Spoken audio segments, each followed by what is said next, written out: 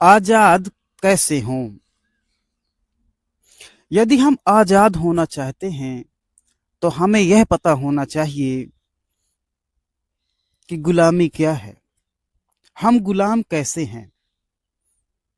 क्या अंग्रेज चले गए भारत से तो हम आजाद हो गए? ऐसा नहीं है। बस संचार करने वाले खेल को गुलामी का नेतृत्व करने वाले बदल गए हैं। लोग तो वही हैं, लोगों की मानसिकता वही है। यदि आप सचमुच आजाद होना चाहते हैं तो आप अपने विचारों से आजाद हो जाइए। तथाकथित अपने जो रूढ़िवादी परंपराएं हैं उनसे आजाद हो जाइए।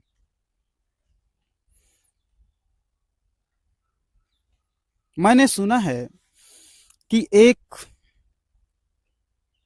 साधु के यहाँ कुछ जैन साध्वी पहुंची उनके दर्शन के लिए। तो जैनों में ऐसा है कि जो साधु हो जाते हैं, मुनि हो जाते हैं, वो जूता नहीं पहनते हैं।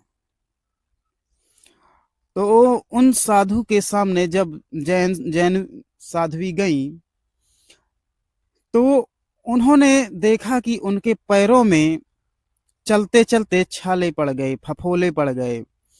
तो उन साध्वियों ने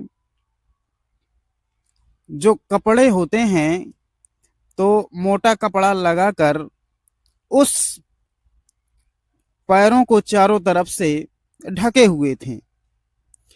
और जिस तरह से जूता होता है, चप्पल होती हैं, तो उनको जिस तरह से यूज किया जाता है उन कपड़ों का वह पूरी तरह से इस्तेमाल कर रही थी, क्योंकि चलने में उनको बहुत कठिनाई हो रही थी।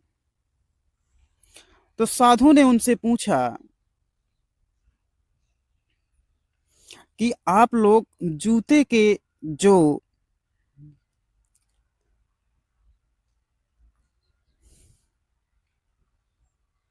साधु ने उनसे पूछा कि आप जो कपड़े के जूते होते हैं आप उनको इस्तेमाल कीजिए ताकि आपके पैरों में दर्द कम हो। तो उन्होंने कहा, या कहें कि जो उन्होंने जवाब दिया बड़ा ही हंसने वाला जवाब था कि आदमी सुनकर अपनी हंसी को नहीं रोक पाएगा। उन्होंने जवाब दिया कि हम जूते तो पहन लें, लेकिन हमारे शास्त्रों में लिखा है कि जूते नहीं पहनना है। तो साधु को इस बात से हंसी आ गई। और मैं समझता हूं कि जो व्यक्ति थोड़ा बहुत भी सत्य का अनुभव करता है या किया होगा तो उसको भी हंसी आ ही जाएगी।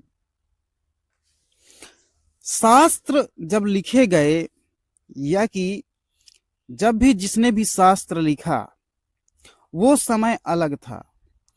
उस समय मिट्टी की रोड होती थी और सभी लोग पैदल चलते थे। और आज का समय पत्थर की रोडें हैं, ये गर्म भी होती हैं। जब मार्च अप्रैल की गर्मी धूप पड़ती है तो एकदम रोड जलती हुई प्रतीत होती है। तो आज के समय में लोगों को अपनी सुरक्षा के लिए पहनना चाहिए और उचित भी है। तो आप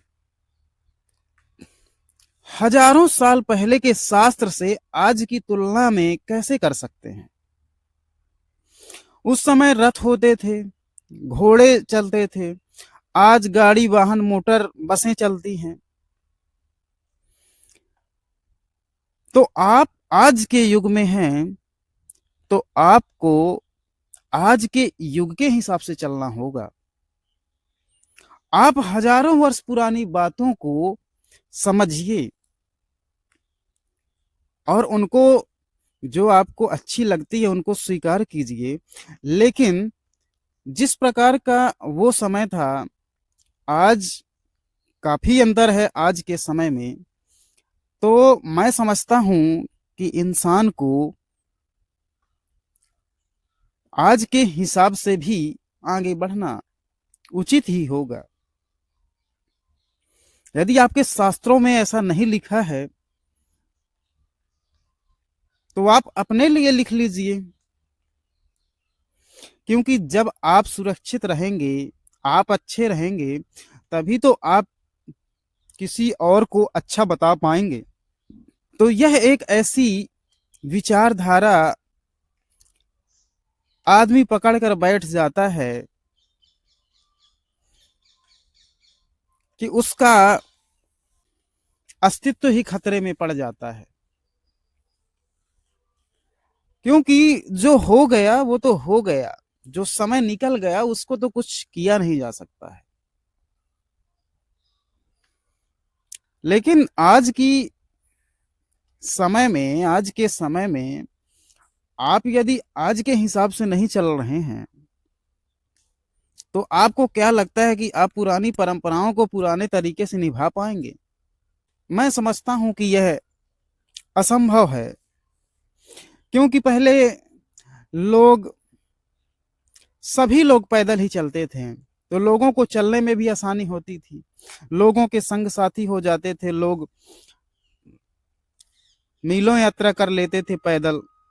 लेकिन आज के समय में संभव नहीं है। तो अपनी इस विचारधारा से निकलिए और समय के साथ सत्य को स्वीकार कीजिए, क्योंकि जो 1000 साल पुराना जो सत्य था, हर सत्य आज सत्य नहीं हो सकता, और जो हजारों साल पुराना हर असत्य आज पूर्णतः असत्य नहीं हो सकता, क्योंकि सत्य समय के साथ साथ बदलते जाते हैं और असत्य भी समय के साथ साथ बदले जाते थे। पहले के समय में जो लोग साधु सन्यासी मुनि होते थे वो वाकई में मुनि होते थे, साधु होते थे। और आज की डेट में, आज के समय में, जैसे कि आज भारत की जेलों में बड़े बड़े साधु सन्यासी बंद हैं, कोई ड्रग्स के केस में फंसा हुआ है, कोई बलात्कार के केस में फंसा हुआ है, कोई नेता बन के घूम रहा है, साधु बने, वो उस केस में फंसा हुआ है। तो समय बदल गया है, इसलिए सत्य को स्वीकार करें।